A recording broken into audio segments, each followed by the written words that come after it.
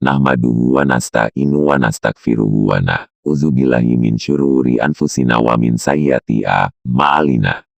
Min yahdihillahu fala mudilla lahu wa min yudlilhu fala hadiyalahu.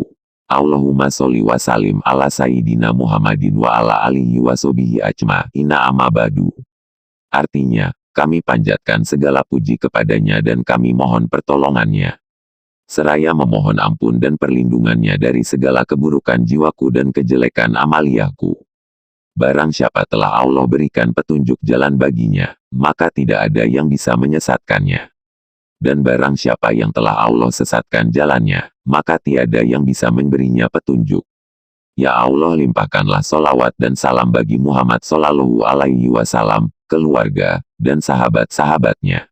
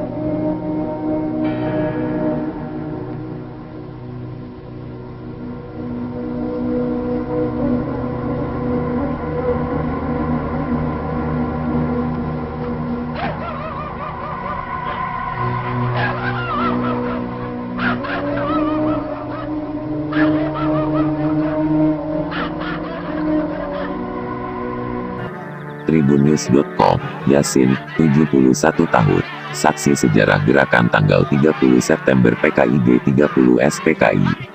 Laporan wartawan Tribunnews.com, Reinas Abdillah. Tribunnews.com. Jakarta, saksi sejarah G30s PKI. Yasin, 71 tahun, mengungkap ada upaya mengalihkan perhatian warga sekitar pada malam pembantaian 7 jenderal. Ia menyebut malam itu, PKI menggelar pesta kesenian reog Ponorogo, pentas lawak hingga layar tancap. Seingat saya banyak warga yang menyaksikan reog Ponorogo, kata Yasin kepada Tribun Network, Kamis tanggal 30 September tahun 2021. Kala itu, sejumlah truk hingga bus hilir mudik melintas masuk ke arah tempat yang sekarang menjadi monumen Pancasila Sakti. Menurut dia, tidak ada satupun warga yang menaruh curiga karena sudah kalut dalam acara kesenian. Rumah saat itu sangat jarang dan kebanyakan masih pohon karet sehingga warga tidak mengetahui pasti apa yang terjadi, ujarnya. Sampai akhirnya terbongkar penemuan mayat 7 jenderal di dalam sebuah sumur. Setelah ditemukan baru sadar kalau pas waktu saya sama warga di sini nonton layar tancap dan reog, ucapnya. Yasin baru tersadar bahwa tronton yang melintas kemungkinan membawa mayat dan para pahlawan. Soalnya ramai itu tentara pakaian lengkap dan bawa senjata, ungkap dia. Ia berpesan kepada generasi penerus bangsa agar tidak mudah terhasut kelompok tertentu. Yasin berpandangan karena zaman dulu banyak orang yang mudah termakan iming-iming sehingga PKI menjadi partai besar. Jangan sampai tertipu karena misalnya ditawari duit. Kita jangan terburu-buru soal itu. Harus melihat ujungnya seperti apa. Kita tidak ingin peristiwa PKI terulang, katanya. Trauma. Yasin pun menceritakan rasa trauma yang kini dialami warga Lubang Buaya, Jakarta Timur. Saat peristiwa, Yasin masih duduk di kelas 3 sekolah dasar. Penggerebekan yang dilakukan prajurit PKI ke perkampungan membuat warga ketakutan. Penggerebekan besar-besaran membuat trauma warga sekitar, kata Yasin mengisahkan pengalamannya kepada Tribun Network, Kamis tanggal 30 September tahun 2021. Yasin menuturkan pada zamannya warga kampung tidak paham apa yang sebenarnya terjadi. Menurut dia, sulit membedakan mana PKI dan mana resimen para komando Angkatan Darat (RPKAD). Orang kampung di sini ibaratnya bodoh dan tidak mengerti persoalan gitu, ucap Yasin yang dulunya berprofesi penjual papan penggilasan. Ia tidak menampik banyak warga yang dihasut untuk menjadi anggota PKI. Namun, menurutnya, tidak ada satupun warga yang mengiyakan ajakan itu. Yang dicari apa saya juga tidak tahu. Orang kampung saat itu sangat takut. Kondisi ekonomi juga sulit berbeda dengan sekarang, ujarnya. Yasin menjelaskan sebelum peristiwa tanggal 30 September tahun 1965, PKI menggelar beberapa persiapan yaitu melatih pemuda rakyat dan gerwani.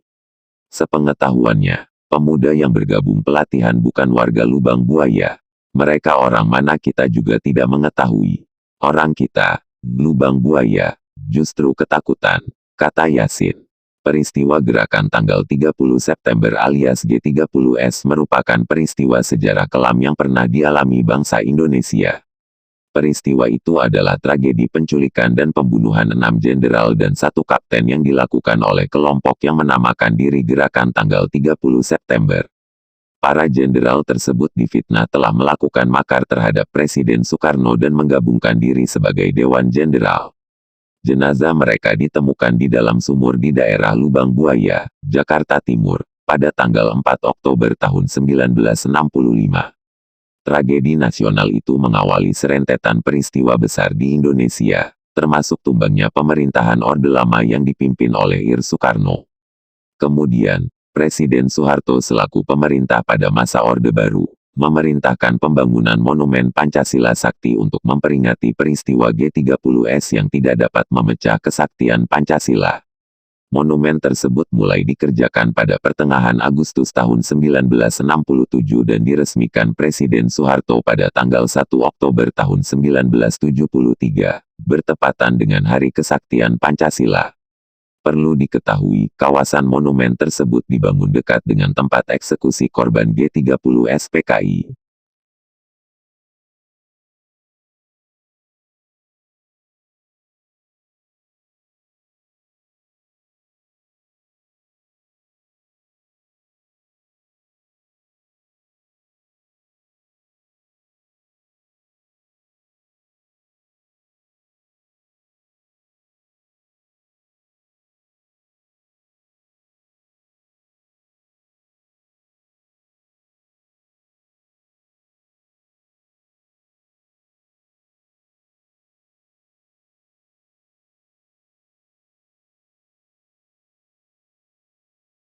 The night of the coup, Enda here tortured Nastuchian's aide to death with a razor. They call it death of 1,000 cuts. Sex orgies went on before the torture ceremonies got underway. The girls claim they were promised $10 for the evening's work, but were never paid. The girls were instructed by a communist women's organization called Gerwani. For 6 months before the coup, they were meticulously trained in the fine art of torture.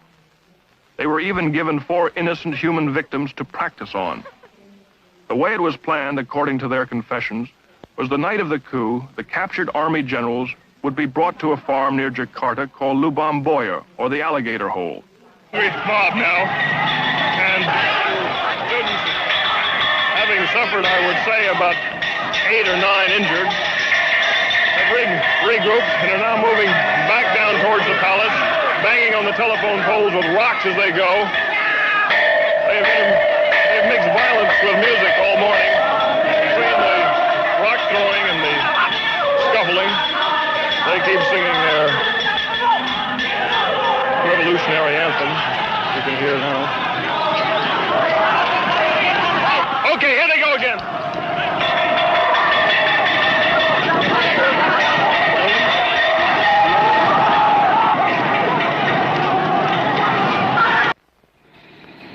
As our war in Asia gets bigger, a largely unnoticed victory over the communists has been decisively won in Southeast Asia.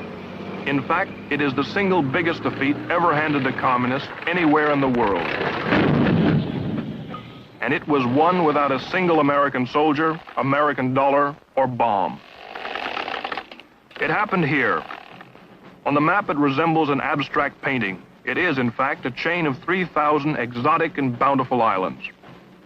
Together they form Indonesia, the world's 6th most populous country. Geographically, it dominates Southeast Asia, and politically, as the former ally of Peking, threatened to become the communist Southern Front in the malignant battle for Asia, a massive end run around Vietnam. 16 months ago, these beautiful and tranquil-looking islands exploded with stunning violence. Indonesia is still in a state of shock. Without warning, Indonesia's 3 million communists tried to seize total control of the government by killing their opposition in a single night of assassination. This act, in turn, was revenged by the slaughter and arrest of 500,000 suspected communists. The terror and the trouble is by no means over. Indonesia's present turmoil, conflict, and power struggle is not altogether new. The Balinese kecak, a kind of Hindu passion play, illustrates vividly the complex and alien struggle going on today. Here the priest blesses the participants, 100 men representing rival armies of monkeys, one good, the other evil, each convinced they are in the right.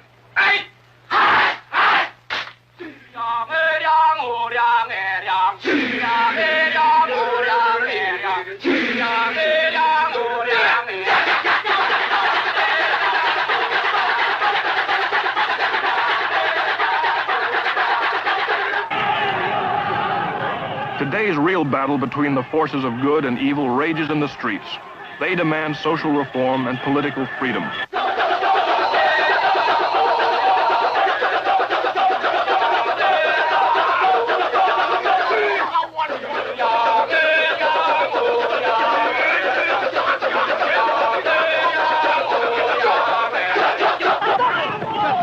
Their cry is not down with America or Yankee go home. What they are demanding, in effect, is down with the communists, Yankee come back.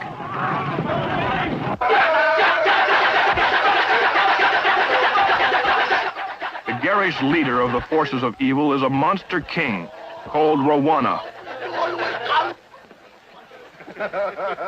President Sukarno, with flamboyance and arrogance, led Indonesia to liberation in 1945 after 350 years of Dutch rule.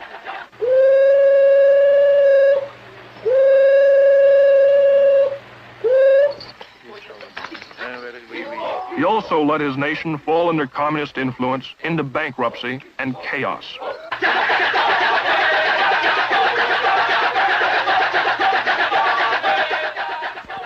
The good king, portrayed by a girl, is named Rama. Rama, with the help of his army, tries to save the country and destroy the evil forces of Rowana. Today it is General Suharto and his army that crushed the communist coup.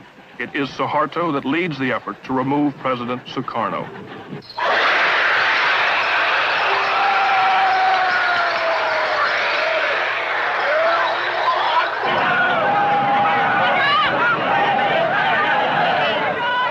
The struggle between these forces is violent.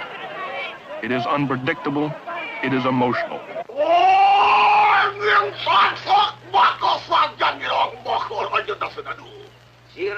In Hindu mythology, we are told the battle can never be won because all good has some evil in it and all evil has some good.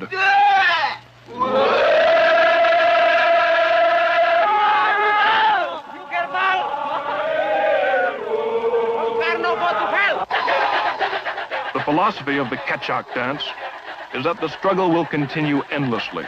with numerous subplots, intrigues, arguments, shifting loyalties, murders, and battles. This is precisely what's happening in Indonesia today.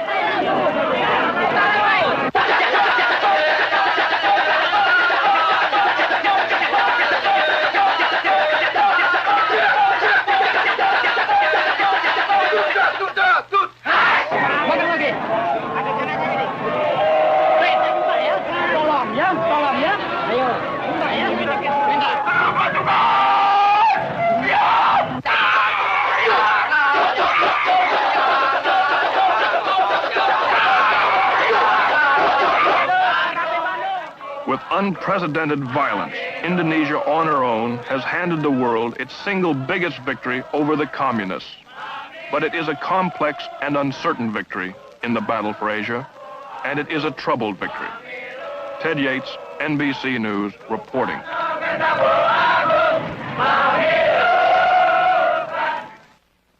In theory, at least, all factual information about Indonesia is contained here, the Bureau of Statistics. Before the United Nations was expelled 2 years ago, it spent about $1 million on such things as helping conduct a national census. But the census, like instruction on the Statistic Bureau itself, was never finished. When the Indonesian minister in charge of the census read the first depressing statistics, he denounced the UN survey as an imperialist plot, and the project collapsed. So virtually nothing is known about the world's sixth largest nation. They think their population is 109 million. They think they have something over 300 ethnic groups, 250 distinct languages, and a booming birth rate. They are trying to learn the size of their army and bureaucracy, as well as the condition of trade, industry, and manufacturing, the level of education, transportation, communication, and housing. It's slow work. They've run out of data cards for their 2 computers, so what statistics they do have are compiled by hand, computed on the abacus, a tabulating device invented in the 6th century.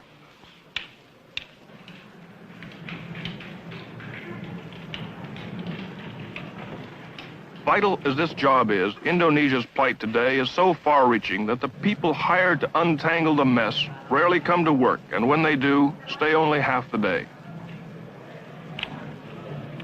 Sanusi here is preparing to leave. After 33 years, he's now head of government agricultural statistics. His salary is $5 a month. With the galloping inflation, that supports his family of 8 for only 4 days. So to stay alive, he holds 2 other jobs. The statistics just have to wait. The main reason he comes to work is to collect his dole of rice, the standard supplement to salary in Indonesia's socialism. But these days, rice is scarce, so the United States is helping to supply some in the hope that people like Sanusi will not starve and will continue to work at critical jobs, even part-time. Before President Sukarno cut us off 3 years ago, saying, "To hell with your aid," America had given Indonesia $870 million. Now that Sukarno is losing power, we're back with aid. This is part of the new program.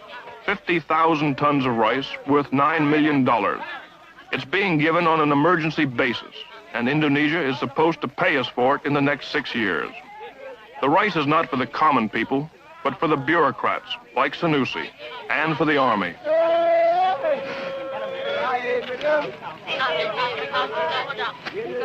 About 3% of the rice never reaches its destination.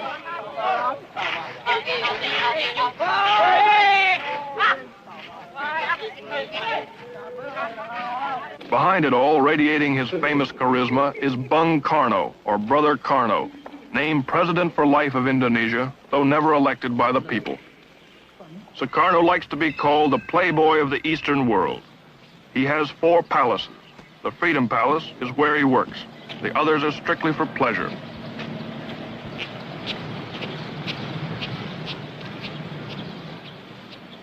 Besides having the largest collection of nude art in Asia, he's a devout Muslim who's pilgrimaged to Mecca. But now he's at odds with his church. They claim he has too many wives, 6 instead of 4. But this is the least of his problems these days.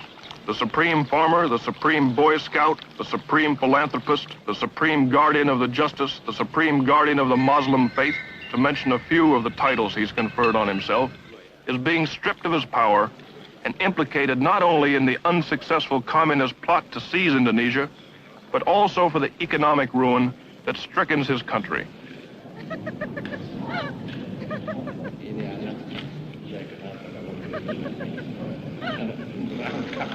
Meeting with the great leader of the revolution is General Suharto. He's at his side not to help him lead the country, but to methodically lead him out of power. Suharto heads what is called the New Order. Relentlessly, they are opening to public scrutiny the corruption and conspiracies of his regime.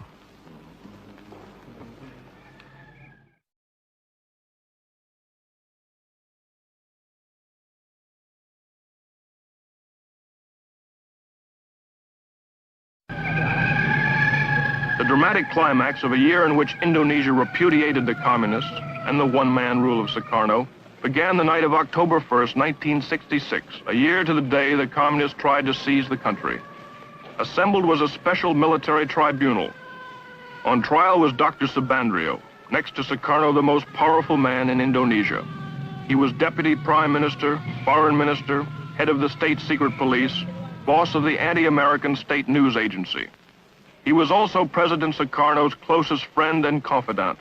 His trial was particularly significant because it helped establish that Sukarno himself clearly had a role in the communist coup. It was Sukarno who protected Subandrio in the palace after the coup attempt. When students ransacked Subandrio's foreign office and discovered correspondence between him and Red China's foreign minister Chen Yi planning the coup, they stormed the palace, threatening to behead Subandrio. Only then was he imprisoned. The charges against him include treason and conspiracy. The evidence showed Subandrio helped the 3 million-strong Communist Party, its initials PKI, to plot and carry out the coup, including the mass murder of Indonesia's military high command. It was charged that he welded the Indonesia-Peking axis, stole government funds, invented stories to discredit the United States, and conspired with Red China to smuggle guns to Indonesia's communists. Haji Dr. Subandrio pleaded innocent to all the charges. He was found guilty and sentenced to death.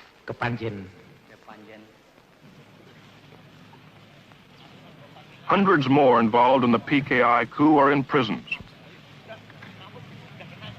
Painstaking interrogations have pieced together the incredible plot. Being questioned is the commander of one of the 3 divisions that spearheaded the coup, Captain Suradi. Supported by the PKI, their mission was to disable the army by murdering its top commanders, seize all communications, and immobilize the government long enough for the PKI politicians to take over.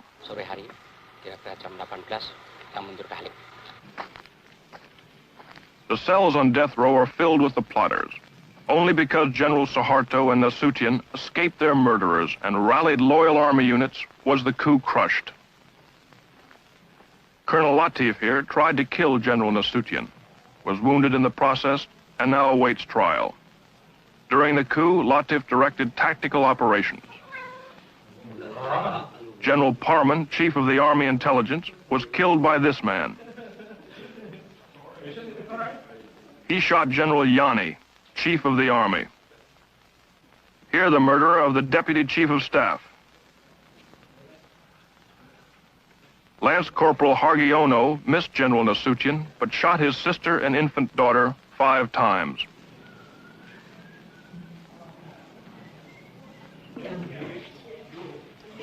Terror and bestiality was a calculated part of the PKI plan. They even had special mutilation squads made up of girls. The night of the coup, Enda here tortured Nasution's aide to death with a razor. They call it death of 1,000 cuts. Sex orgies went on before the torture ceremonies got underway.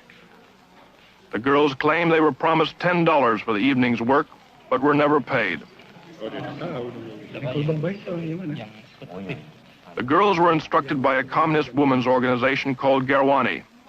For 6 months before the coup, they were meticulously trained in the fine art of torture. They were even given 4 innocent human victims to practice on. The way it was planned, according to their confessions, was the night of the coup, the captured army generals would be brought to a farm near Jakarta called Lubang Buaya, or the Alligator Hole. Here they were to be ritualistically tortured to death. As it worked out, 3 of the generals were dead on arrival. The remaining victims, to the delight of the huge communist throng, were slowly killed. Eventually, the mutilated bodies were dumped down a well. The spectacular atrocities were calculated to so terrorize Indonesia that there would be no resistance to the coup. It worked just the other way.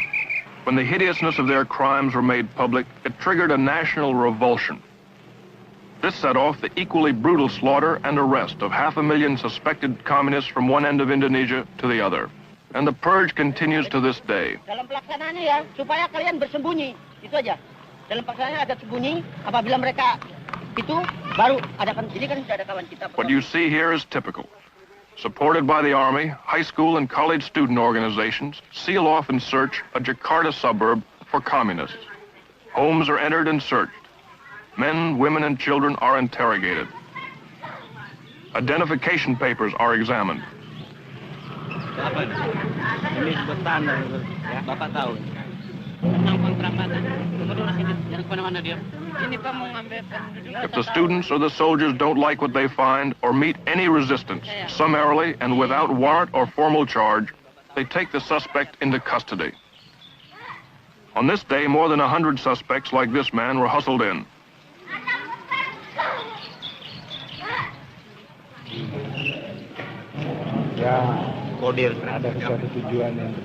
A kind of kangaroo court, supervised by military officers, was held in a nearby building.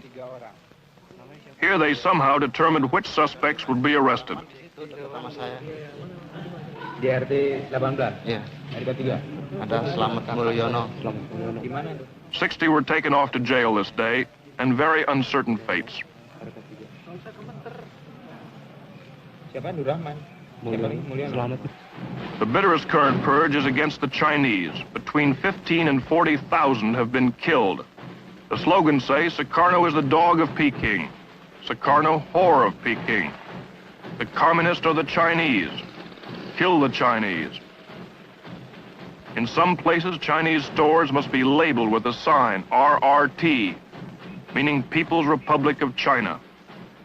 Usir means kick out the Chinese.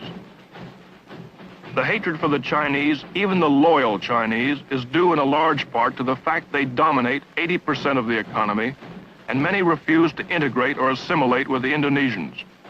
About 600,000 remain citizens of Red China, and they did support the PKI. Worst of the Chinese pogroms are here in Sumatra. Last August, a Muslim group gave the 7,000 Chinese in their district 5 days to get out. To prevent their slaughter, the army packed them into makeshift camps. They reacted strongly when we tried to film their plight.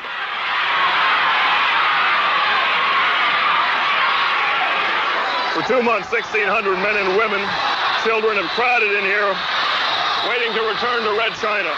As you can hear, they're not very friendly. They're very short of food. Their cry, as you can hear, is Gang Yang America, Gang Yang Neo Cologne, which means crush America, crush the neo-colonialists.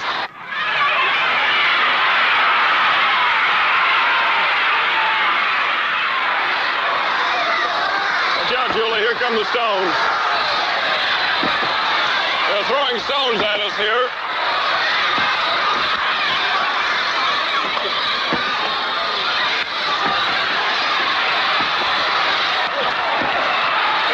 Camps like this, a total of about 5,000 Chinese. They're waiting to be deported.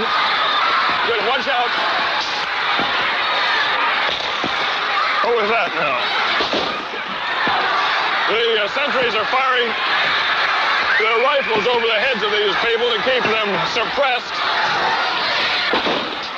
These people are beginning to get out of hand. They're firing submachine guns now into the air.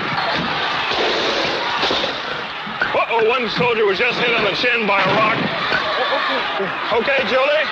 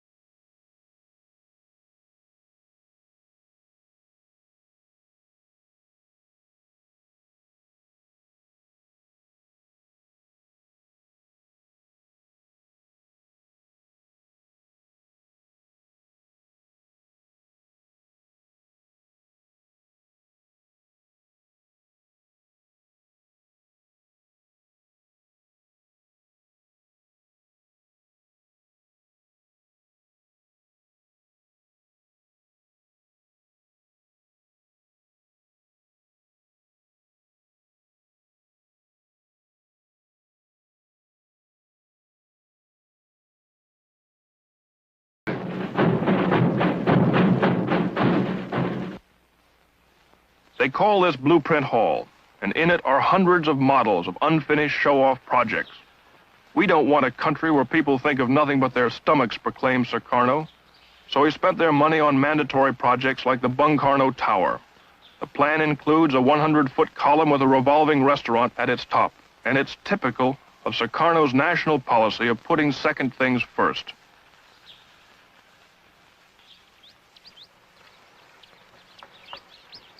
This is as far as the monument got before the money ran out.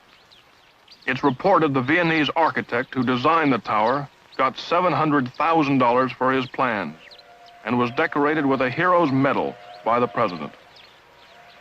All in all, this cost about $1 million.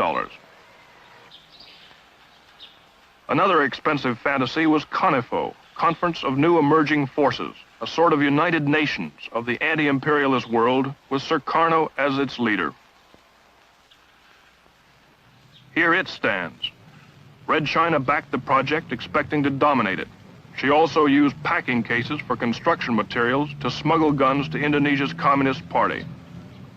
It was to cost $16 million. Since the coup, work has stopped, the Chinese are out, and $10 million have gone down this drain.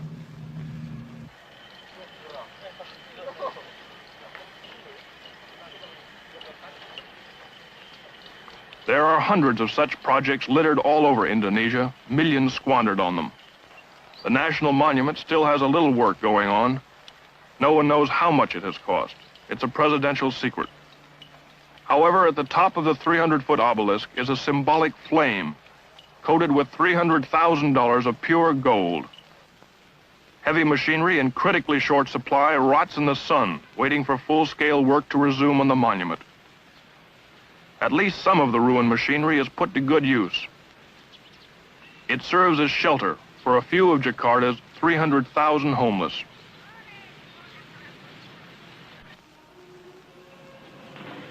One gaudy Sukarno project actually finished is the Bali Beach Hotel. The 300 air-conditioned rooms are mostly empty. The Indonesians can't afford them and the tourists can't get to them.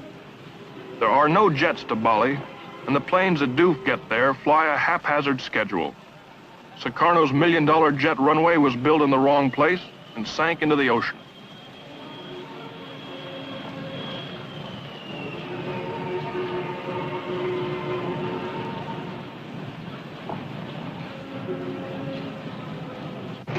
The word Tavip on the bus is a Sukarno slogan meaning live dangerously, and getting off this morning is Sanusi, head of Indonesia's Bureau of Government Agricultural Statistics.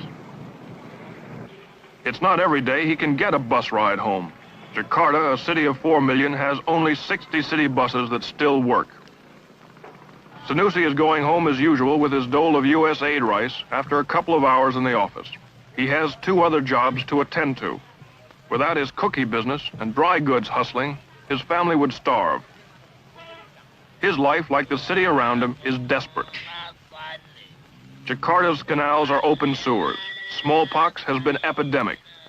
More than half the city has no electricity, and the cost of living has risen 2,000% in the last year.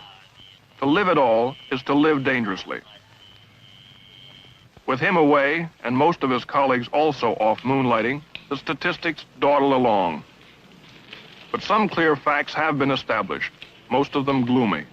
But bad as things are, one positive fact is known. Indonesia has a fabulous potential wealth in natural resources, and the new order wants it exploited. So they're returning the private properties expropriated by Sukarno's regime. Goodyear's Sumatran rubber empire is an example. It was seized in 1965. The Rubber Workers' Union was communist-run, so after the coup, many of them were killed or imprisoned. Some of the survivors, you see them here, still work the rubber, but this time as prisoners and at gunpoint.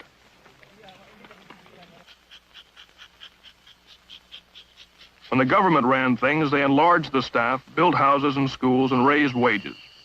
Although production remained about the same, operating costs quadrupled. Profits went out the window, and with them, a vital source of export revenue vanished.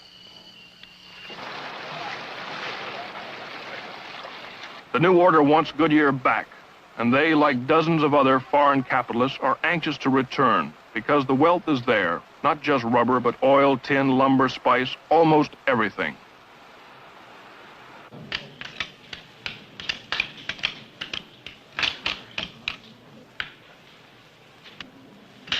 Not all their findings are as happy.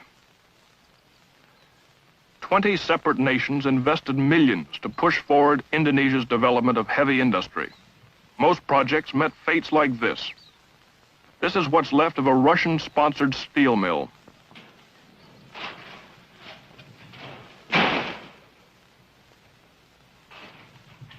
Sukarno charmed the Russians into building it in a remote corner of Java with no decent roads, no available labor, no water for the boilers, and more important, no iron ore for the blast furnaces. It's abandoned now, the expensive machinery rusting away. What it amounts to was a $36 million misunderstanding.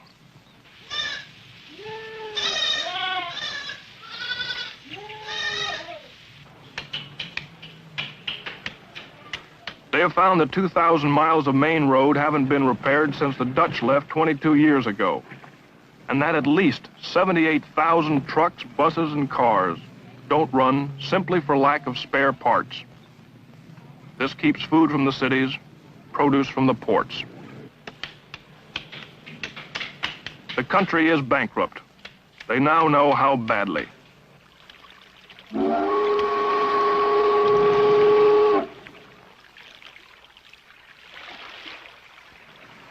Indonesia owes the outside world exactly 3 times as much money as she can earn. This is one of the causes. To earn foreign exchange, Indonesia must trade, and assuming her factories were working at more than 20%, which is doubtful, and that she had the roads and the trucks to move her products to the ports, which she doesn't, the ports are falling apart. Sumatra is the richest island in Indonesia, and this is Sumatra's biggest port. Not only is the harbor silting up with mud, but 80% of the machines that move cargo are broken. In many cases, they need only a simple spare part.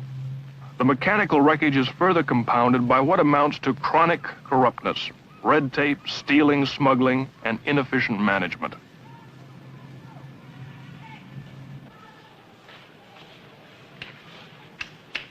Based on all this, the World Bank says Indonesia needs $300 million in emergency aid now, just to hold its own.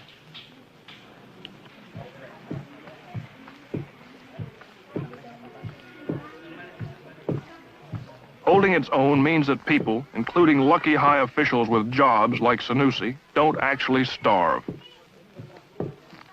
Holding its own means that the 21 people that live in Sanusi's 4-room house aren't evicted because he can't meet the $2 monthly rent.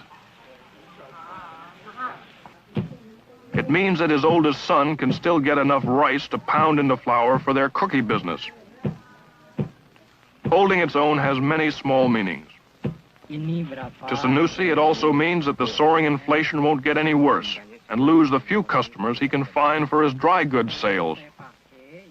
As it is, he negotiates for hours with the wholesaler over a vital ½ cent in the price of his merchandise. The ½ cent is as important to the wholesaler as it is to retailer Sanusi. 1.200.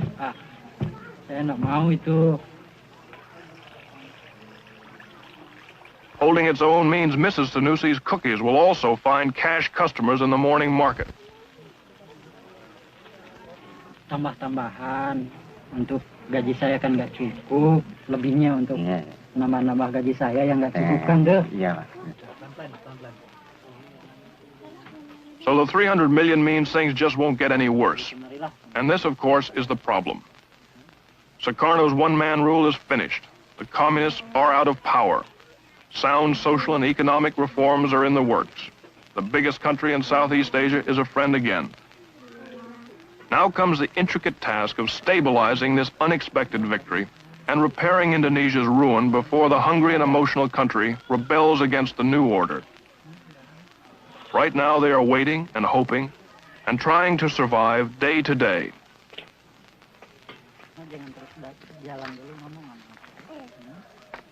Sanusi's worry this morning is simply whether his son can sell all the cookies and turn a 10-cent profit. Ted Yates, NBC News, reporting. Oh, teacher!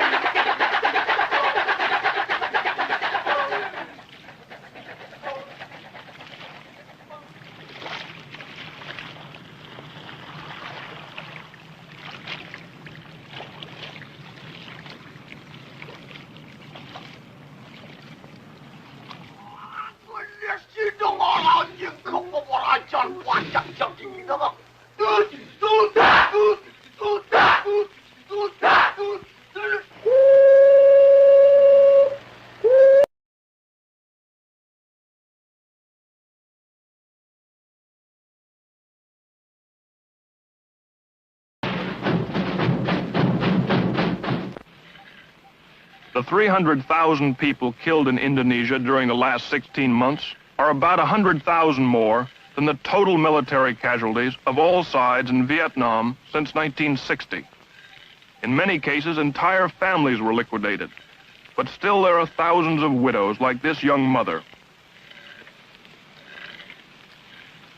Without trial, her husband and 300 other alleged communists were shot by the army and dumped into this mass grave. 50,000 in all were killed just on the romantic island of Bali. A young college professor named Rata, who helped remove the communists, explained how they went about it. Bali is such a beautiful island. The people are so attractive, climate's so lovely. It's hard to believe that so many unpleasant things went on here in the last year. Yeah, but now Bali become more beautiful without communists. And this is the duty of the Balinese people to clean their own island from the communist influence. This is the holy duty. And we did it. In Bali, we did it. What actually happened here in this village? Yeah, the story here is because some of the communist leaders from this village realized that they did wrong already, and they come to the village council and ask to the village council when village council will clean their village from the communist people. You mean the communists themselves asked to be killed? Some of them. And then the village council make a list who must be killed from that village. And some of them want to be killed, but they ask a time. For example, if you want to kill me, you can kill me the next day. And now give me a chance to pray to the temple, to the village temple, to say goodbye to all of my relatives. And the next morning, I'm ready to be killed. So the next morning or next evening, the villagers bring him here and then kill him by sword. They killed him with a sword? Yes, with just a sword. Stabbed them one time and killed, buried it, and put it the stone like this one, so the family can recognize the next morning where is the family buried.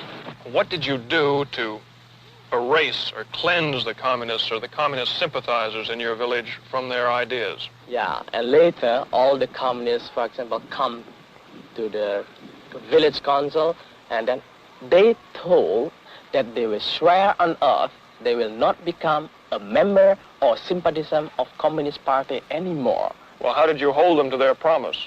That is why we cannot hold that. That is why we leave it to the God, and we decided to hold the purification ceremony for them in the village temple, that the God will see them promise and swear on oath. That is the best way. Because, for example, if they come back again to the Communist Party, we don't know, but the God will know it. He is notifying God that a dozen communist sympathizers are to be purified. Girls from the village enter the temple with religious offerings.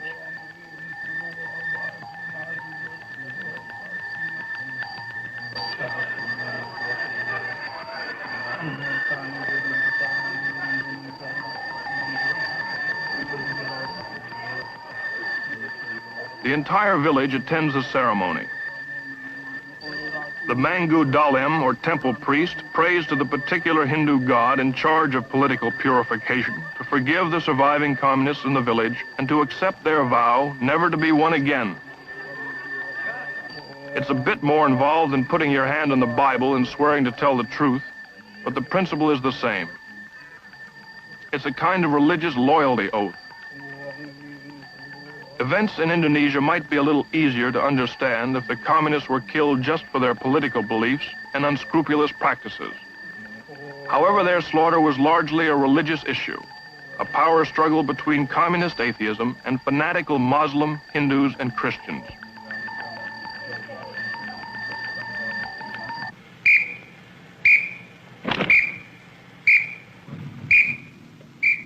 The different islands deal with the communist survivors in various ways, mostly by keeping them in prison.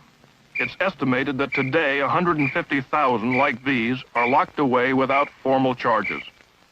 In some camps, they are starved to death or released periodically to be killed by the local citizens. Assalamualaikum warahmatullahi wabarakatuh.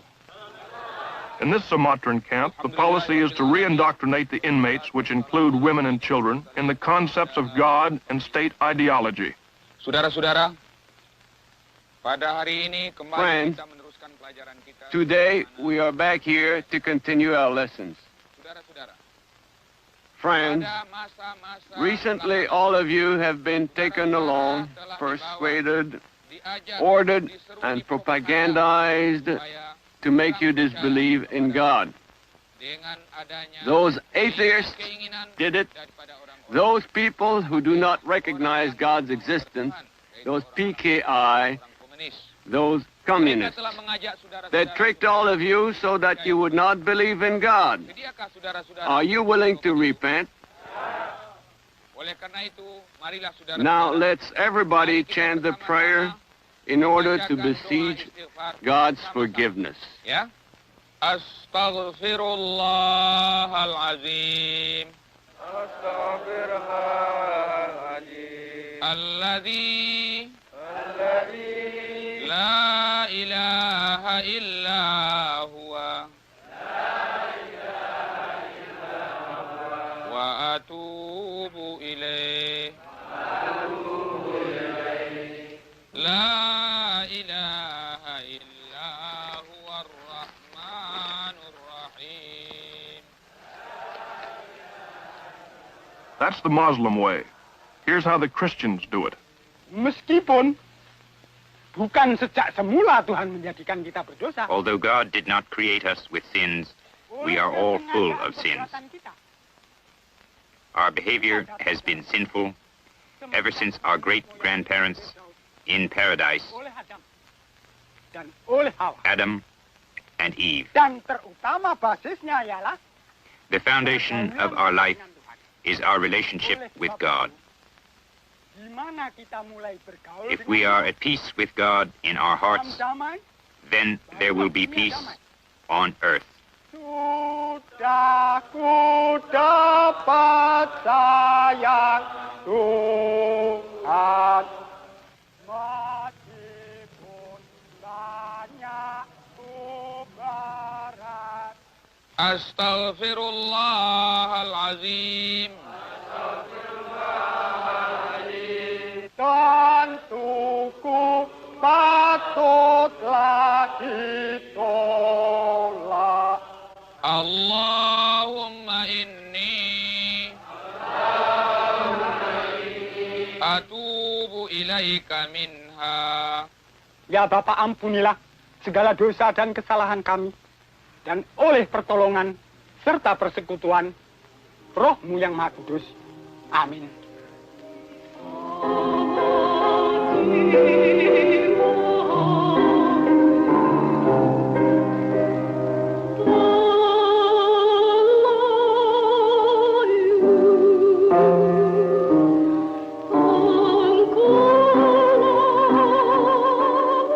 If turnabout is fair play, this concert is the example of all times. Until 6 months ago, most of the audience was in communist prisons or hiding from PKI goon squads. Not only was religion a point of contention, but so was intellectualism, culture, and free expression. It was banned by the PKI. Books were burnt, newspapers closed, painting, music, films not pro-communist were destroyed.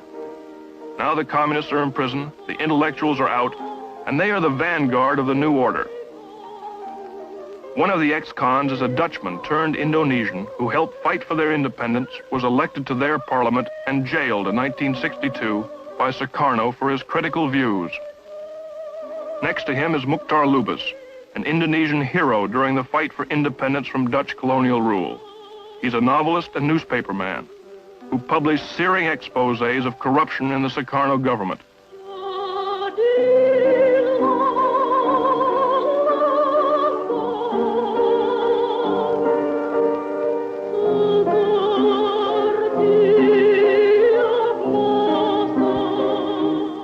His anti-PKI writings sent him away for 9 years. 9 years of imprisonment without trial have only strengthened my determination to fight even harder for our cultural and intellectual freedom. He's fighting with his newspaper. In his first editorial, he describes the challenges and dangers already menacing the new order. There are still many challenges which we have to face to build this new order. Challenges from the communists, who, though officially banned, are still working underground by exploiting the continuing deterioration of our economy. Challenges from the corrupt old politicians, the vested interest groups, which had enriched themselves so much during the past years. But the greatest danger of all is a possible split within the forces of the new order, between the students and some elements of our armed forces.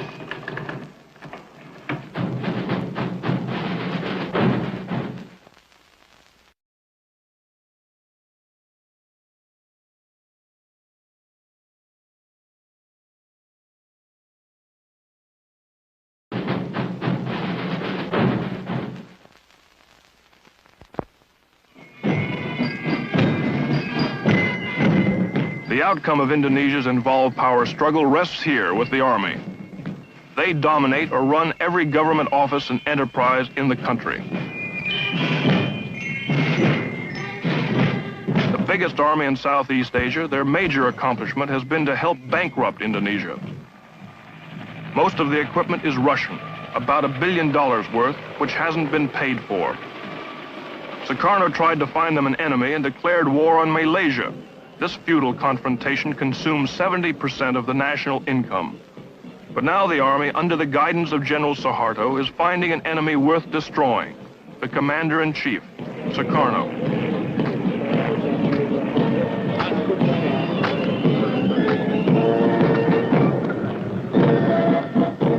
Many of the officers have wanted to eliminate Sukarno for months. General Nasution here has been among the most determined. Destruction of Sukarno has been restrained by General Suharto. A premature move might divide the army and trigger a civil war. For all his faults, Bung Karno is still supported by millions of Indonesians. So amidst all this plotting, Sukarno viewed his bankrupt army and addressed his dissident officers. 5 Oktober, saya sebagai presiden mengeluarkan dekret. On the 5th of October, I, as president, decreed that we must build an armed forces because, especially in a nation full of conflicts right now,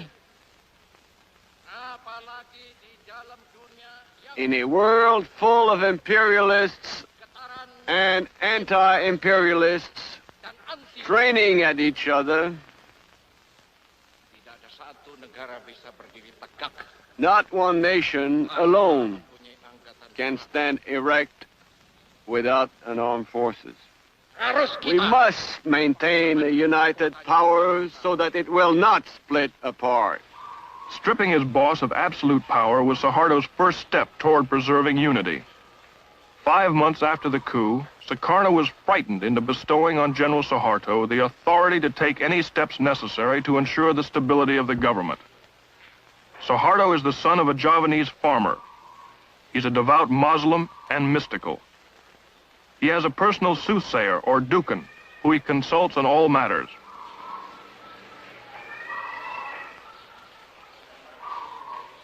An authentic hero in Indonesia's War of Independence, he considers himself a soldier, not a politician. Unlike Sukarno, his most lurid art object is this patio fountain statue. And he has only one wife.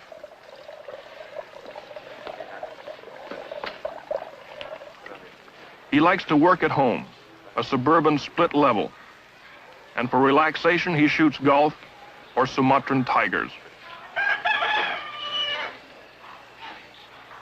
In less than a year, Suharto and his new order have returned Indonesia to the United Nations, outlawed the Communist Party, ended the pointless war with Malaysia, negotiated credit extensions on the billions she owes the world, attracted some foreign aid, and balanced the budget, at least on paper.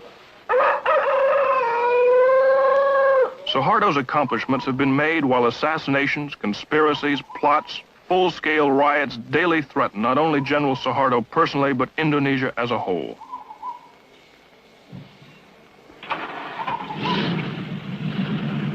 With a minimum of fanfare, almost stolidly, Suharto patiently, step by step, pursues his mission of bringing stabilization and order to Indonesia.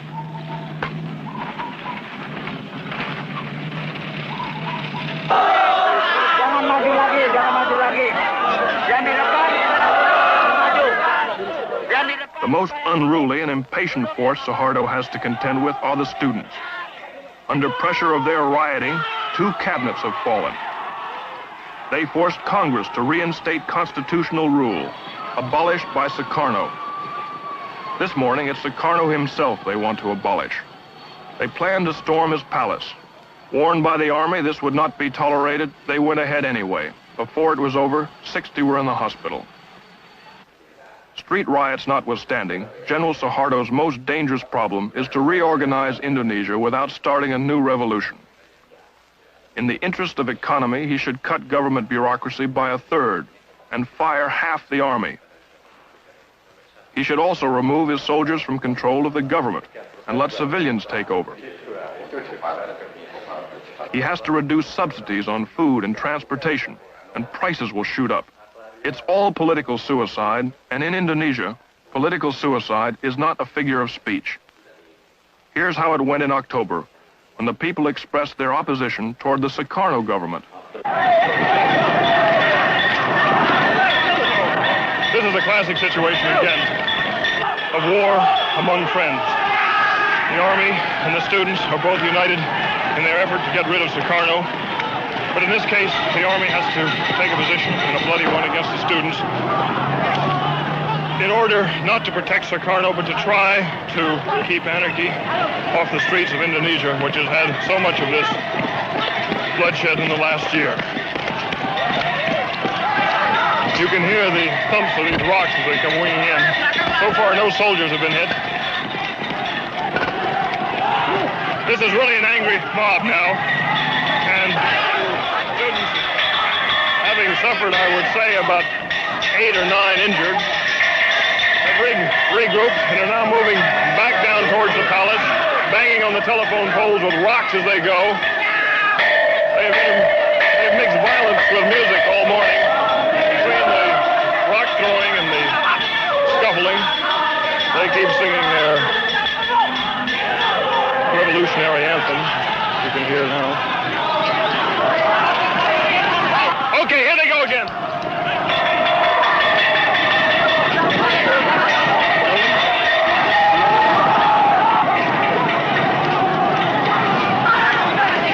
There must be about 1,000 students here now, maybe 2,000. They're being repulsed, run back up this street. Stones are popping all over. The safeties are off. All the machine guns and rifles have been loaded.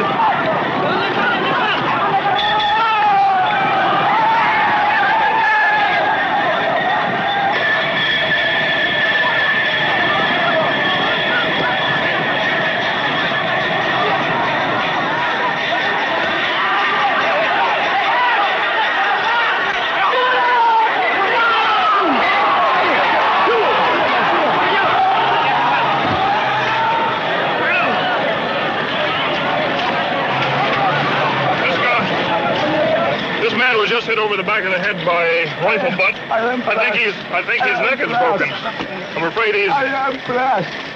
My name is Doctor. Is there a doctor here? I am blessed. Get a doctor!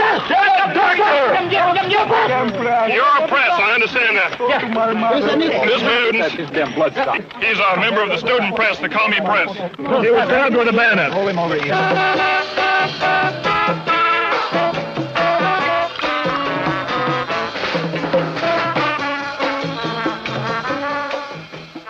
It's hard sometimes to understand why Indonesia has put up with Sukarno as long as they have. The occasion is a palace garden party, 2 days after the students were bayoneted away.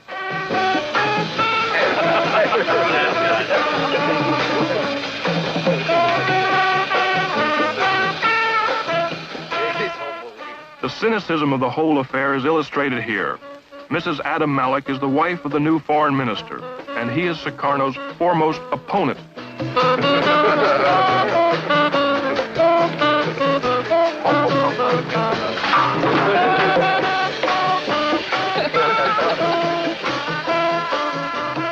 At one time or another, he's wooed, won, and rejected Russia, England, Yugoslavia, Holland, Japan, and America. The latest victim of his charm is Red China. Here he greets them. They are as uncertain about what's happened in Indonesia as they are about what's going on back home in China.